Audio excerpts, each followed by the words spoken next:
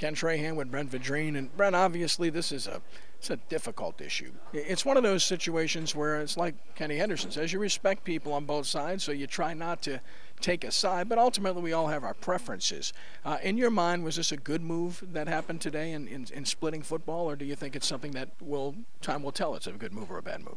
Well, it's something that's been coming on for many years. They had a proposal in '98, a proposal in '04. It was tabled last year, so there's a lot of questions and talking and answers, and we keep talking about the big elephant in the room.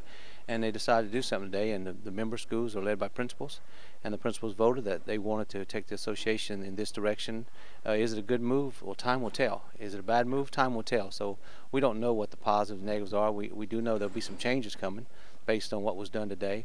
But that's something we'll learn in the future. Yeah, it's one of those situations, not to be critical in any way, shape, or form, but it looks like we went to Z before getting A, B, or C taken care of, because now you're going to have to backtrack about, are we going to go with 2 select classes, maybe make it 3? What about the seating process? What about PowerPoints? How do we determine this? Schedules, the whole deal.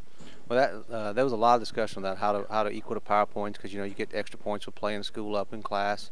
Are we going to have 3 or 2? How are you going to do that? How are you going to fill a bracket? But all those things will be looked at here in the next couple of months in rapid. And there'll be some meetings. The executive committee meet again in March, and probably discuss some of those issues. Mr. Henderson will go about and talk to a lot of those schools and find out what's best for our association and the direction we need to go on how to solve those problems. Being as involved in the association as you have been over a long period of time, people talk about, well, maybe we wouldn't be here if enforcement was tougher. But the truth of the matter is you need concrete evidence to enforce, and that's what's been difficult. Enforcement is so tough because you have to have somebody come forward and say, and it becomes he said, she said. I mean, that's as simple as that. One school says they did this, and the other school said they didn't. I mean, and you got to have to, somebody's got to produce the evidence.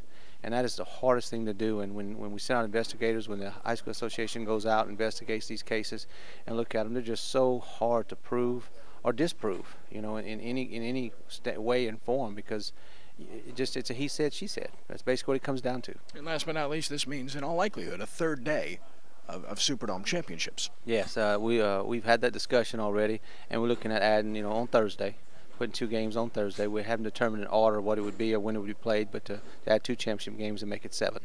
Brent, thanks for the visit. Best of luck. Appreciate it. Thank you. Like I said,